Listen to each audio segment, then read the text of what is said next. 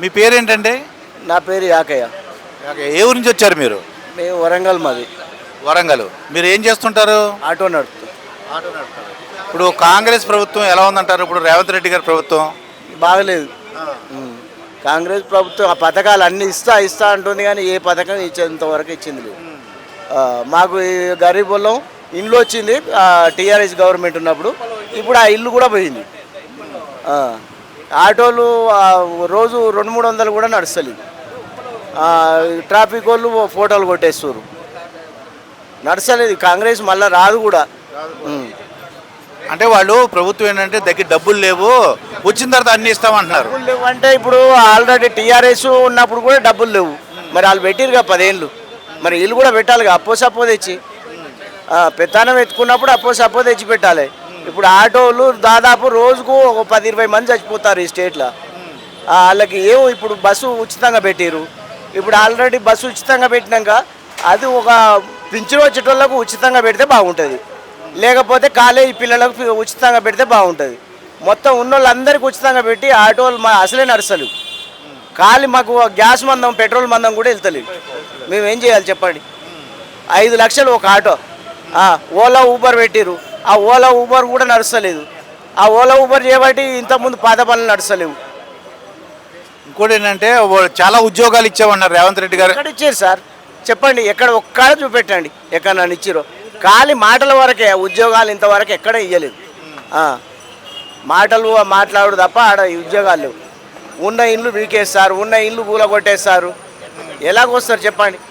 అంటే కులగణన చేశాము, బీసీలకి మేము న్యాయం చేస్తామంటున్నాం. ఏముంది, ఉన్న కులాన్ని పాపేసిరు. నీది అది కులం, అది ఇది కులం అని.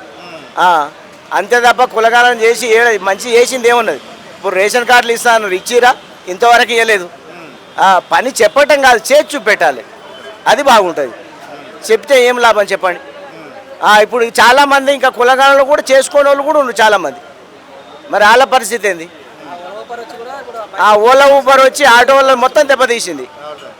అంటే మరి ఇప్పుడు ఏం చేస్తే బాగుంటుంది? అంటే కాంగ్రెస్ ప్రభుత్వం ఏం చేస్తే బాగుంటుంది? మీకు ఏం కావాలి? మాకు కావాల్సింది ఏంటంటే ఓలా ఊబర్ తీసేసి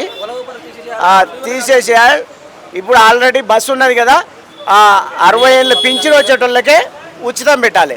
గవర్నమెంట్ జాబులకు ఉచితం పెట్టవద్దు. గవర్నమెంట్ పథకాలు ఉద్యోగాలు ఉన్న వాళ్ళకు, కాలేజీ పిల్లలకు, ఆడపిల్లలకు ఉచితం పెట్టాలి.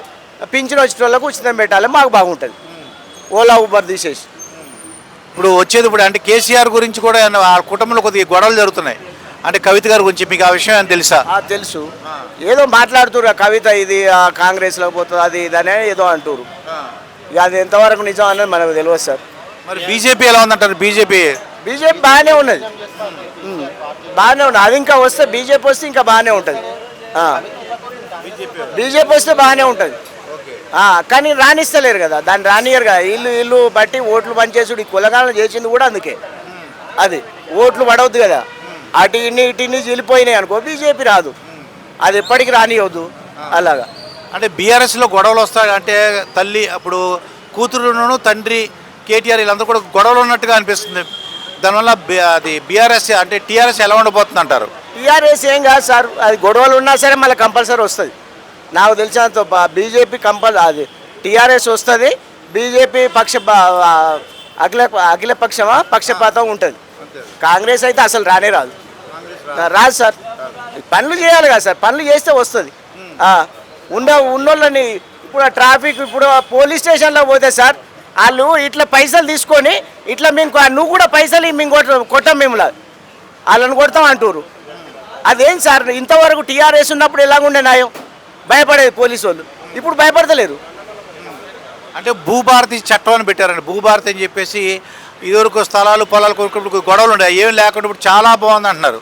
బాగున్నది అంటే అది భూమి లేని వాళ్ళకు ఇస్తేనో బాగుంటుంది. భూమి ఉన్నోళ్ళు అక్రమంగా సంపాదించిన వాళ్ళది వాళ్ళదే ఉంటుంది. వాళ్ళ భూములు వాళ్ళకి వస్తాయి కదా. మీ పేరండి? నా పేరు వెంకటేశ్వరరావు. ఎల్బీనగర్లో ఉంటా. 45 ఇయర్స్ నుంచి ఇక్కడనే ఉంటున్నా. నాకు 66 సంవత్సరాలు. పింఛన్ లేదు, పెన్షన్ లేదు, తొట్టి లేదు, తోట లేదు, సొంత ఇల్లు కూడా లేదు, గది స్థలం కూడా లేదు. నేను చేసి మళ్ళీ ఇది మేస్త్రి పని చేస్తాం, బిల్లు పని. ఏది లేదు అవకాశం. పోతేనేమో ఆ కాగితాలు తీసుకెళ్తే ఆడికి ఈడికి ఈడికి ఈడికి అంటారు. ఆడు తీసుకెళ్ళి చెత్త పుట్టలు వేస్తాడు. మాకేంటి ఉపయోగం? ఇప్పుడు కాంగ్రెస్ ప్రభుత్వం ఎలా ఉందంటారు? ప్రభుత్వం ఏదైనా కానీ ప్రభుత్వం నాట్ సో బ్యాడ్. అటు కష్టం అని కాదు, ఇది ఉపయోగం అని కాదు, చేసేది చేస్తున్నాడు. ఇప్పుడు చేసిన తప్పు అనేది ఉండదు, ఒప్పు అనేది ఉంటుంది. అంతా ఒప్పు చేస్తే ఇంకా ప్రజలు అనుకునేదే ఉంటుంది, పార్టీలు అనుకునేవి ఉంటాయి. కావాలని పార్టీలు కూడా ఏదో ఒకటి రాయాలి, బురద వేయాలని ఏదో వేస్తూనే ఉంటుంది. కామన్ జరిగేది విషయం అది. టీఆర్ఎస్ భవిష్యత్తు ఎలా ఉంటుంది అంటే కవిత గారు, కేటీఆర్ భవిష్యత్తు ఇప్పుడు అప్పుడే చెప్పడం కష్టం అండి. ఇంకొక 6 నెలలు పోతే, సంవత్సరం పోతే మనం ఏదైనా దీని గురించి ఒక క్లారిటీ అనేది వస్తుంది. ఒక ఈ సంవత్సరం ఎండింగ్ కల్లా ఒక క్లారిటీ వస్తుంది. బీఆర్ఎస్ నాట్ టీఆర్ఎస్ అయిపోయింది. సముద్రం కాళేశ్వరం కలిసిపోయింది అది బీఆర్ఎస్.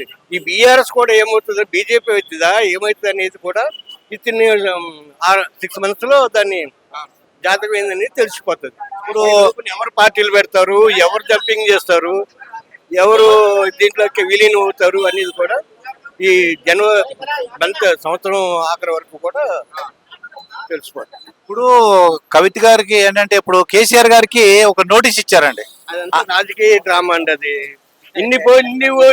ఇన్ని సార్లు 100 లెటర్లు ఇచ్చాను అంది. 100 లెటర్లు లేని బయటికి రాంది, ఒక్క లెటర్ ఎందుకు వచ్చింది బయటికి? కవిత గారి విషయంలో అదే ఆ విషయమే కదా మాట్లాడేది. మీరు లెటర్ దాని గురించి మాట్లాడు. 100 లెటర్లు లేనిది ఇప్పుడు ఒక్కో లెటర్ ఎలా వచ్చింది బయటికి? అయితే ఆయన చింపేసిన ఇది కూడా చింపేయాలి వేస్తాడు కదా. దీని ఏంటి ఇప్పుడు రాజకీయ డ్రామా ఇది. ఏంటంటే ఆమె పబ్లిక్ లోకి రావాలి, మంచి ఫేమస్ కావాలి. ఇప్పుడు ఎలాగో ఇప్పుడు పబ్లిక్ లో ఏముంది, బీఆర్ఎస్ దీంట్లో విలీనం అని వచ్చింది. విలీనం వచ్చినప్పుడు వేరే ఇప్పుడు పార్టీ పెట్టావు. ఇప్పుడు టీఆర్ఎస్ ఉంది, తెలంగాణ ప్రజల కోసం వచ్చింది. అదేమైంది, ఇది అయిపోయి బీఆర్ఎస్ అయిపోయింది. ఇప్పుడు బీఆర్ఎస్ బీజేలోకి వెళ్తుంది. దానికి ఫ్యూచర్ తక్కువ. ఇప్పుడు ఏంటి మరి టీఆర్ఎస్ ఫ్యూచర్ కావాలంటే వీళ్ళు కావాలంటే ఇప్పుడు కేటీఆర్ ఏమో ఈయన వారసుడు కేసీఆర్కి, ఈమెకి అలా లేదు. ఇప్పుడు పబ్లిక్ లోకి రావాలంటే ఈమె స్వతహాగా పార్టీ వచ్చి తెలంగాణ జాగృతి అనేది పబ్లిక్ లోకి వస్తుంది. ఇప్పుడు తెలంగాణ జాగృతి పెడితే కవిత గారికి పేరు ఎలా ఉండబోతున్నాడు? చేసుకుని దాన్ని బట్టి ఉంటుందండి అది. ఆమె కష్టపడి చేసుకుని దాన్ని తీసుకెళ్తే పైకి రాగలదు, వస్తుంది. కాకపోతే ఆమె నడిచే విధానంలో ఉంటుందండి. మనం చేసుకున్న నడిచే దాన్ని బట్టి, ఆమె చేసే విధానం బట్టి ఉంటుంది. పైకో మాట చెప్పి లోపల ఇది చేస్తే మాత్రం ఆమె కూడా కాలగర్భంలోకి వెళ్ళిపోవాల్సిందే. ఇక మీ పేరేంటన్నారు? నా పేరు వెంకటేశ్వరరావు. వెంకటేశ్వర గారు, కేసీఆర్ గారికి ఈ కాళేశ్వరం ప్రాజెక్ట్ గురించి ఒక నోటీస్ ఇచ్చారు. దీనిపై ఏమంటారు? నిజంగా ఆయన కాళేశ్వరం ప్రాజెక్ట్ బాగా కట్టారు. భగవంతుడు తెలిసిన విషయం, పబ్లిక్ కాదు. భగవంతుడు తెలిసిన విషయం. పబ్లిక్ లో మనం ఏది దాన్ని డిసైడ్ చేయాలి. వాళ్ళే డిసైడ్ చేయలేదు, గవర్నమెంటే డిసైడ్ చేయలేదు, కమిషన్ డిసైడ్ చేయలేదు. మనం ఎవరైనా డిసైడ్ చేయడానికి మనం చేయలేం. కేసీఆర్ గారు తప్పు చేశారంటారు ఏమన్నా? తప్పు చేశారు ఏదని భగవంతుడికే తెలియాలి, వాళ్ళకి తెలియాలి, కింద ఆఫీసర్లకు తెలియాలి, ఇంజనీర్లకు తెలియాలి, దానికి సంబంధించిన మంత్రులకు తెలియాలి, ఉన్న ప్రైవేట్ మంత్రులు ఉన్నారు వాళ్ళకి తెలియాలి. ఇప్పుడున్న కాంగ్రెస్ ప్రభుత్వం నుండి ఇంకా ఏం కోరుకుంటున్నారు? మీకు ఏం కావాలి? ఏం కాదండి, పెన్షన్లు, వృద్ధాప్య పెన్షన్లు కావాలి, ఇల్లులో ఉన్నటికి ఇల్లు కావాలి. ఇది కూడా కొన్ని తప్పులు చేసింది. ఇప్పుడు ఇల్లు ఇచ్చింది అంటే లేనోటి పిలిచి వాడికి ఇల్లు లేదు, అది ఎంక్వైరీ చేయి, మనిషిని పెట్టు. ఫ్రీ సర్వే చేశారు కదా దేనికో, కానీ కులగణక దగ్గర చేశారు. అలా సర్వే చేసి నువ్వు పేదలకు కూడా సర్వే చేయి, నువ్వు చేసి ఇల్లు లేదు దీనికి లేదు ఆయన ఏంటి బ్యాక్గ్రౌండ్ ఇదేంటి అన్ని సర్వే చేయి, అన్ని 36 ఎన్నో తీసుకున్నారు. అలాగే పబ్లిక్ కూడా తీసుకుని ఇల్లు లేదు కాబట్టి ఆయనకి 60 గజాలు బాబు, 60 గజాల్లో నీకు ఇల్లు ఇస్తాను చెయ్యని చెప్పాలి. అంతేగాని ఈ స్థలం ఉన్నోడికి డబ్బులు ఇస్తుంటే డబ్బులు 5 లక్షలు 2 లక్షలు కమిషన్ పోతే 3 లక్షలు ఆడికి ఎవరికి ఉపయోగం? ఇంకా ఏం చేస్తే బాగుంది? కాంగ్రెస్ ప్రభుత్వం పెన్షన్ కావాలి. ఇప్పుడు ఆయన చెప్పినట్టుగాను ఇది కూడా ఏంటంటే మన ఆర్టీసీది స్కూల్ పిల్లలకి, కాలేజీ పిల్లలకి, ముసలోళ్ళకి ఆఫ్టర్ 60 years ఇవ్వాలి. కానీ అందరికి ఇచ్చేస్తే ఉన్న ఉద్యోగస్తుడు పోతాడు, ఈడిపోతాడు, అది పోతాడు, ఆడికి 3,000 లాభం. ఇంకో లేనోడని ఉపయోగం ఉన్నది. స్కూల్ పిల్లలకి వాళ్ళకి కావాలి, కొద్దిగా వాళ్ళకి మిగులుతుంది. ఇప్పుడు నెలకి ఎంత ఫీజు కట్టుకోవాలి, మిగులుతుంది. అదే ఇప్పుడు రేవంత్ గారి ప్రభుత్వం ఎలా ఉందంటారు ప్రస్తుతం? చెప్పినా ఇంకా నాట్ సో బ్యాడ్ అని, పర్వాలేదు. కాకపోతే కొన్ని చేసుకోవాలి. ఆయన ఎవరి మాట వినడు, ఆయన సొంతం చేసేది కూడా చేస్తాడు.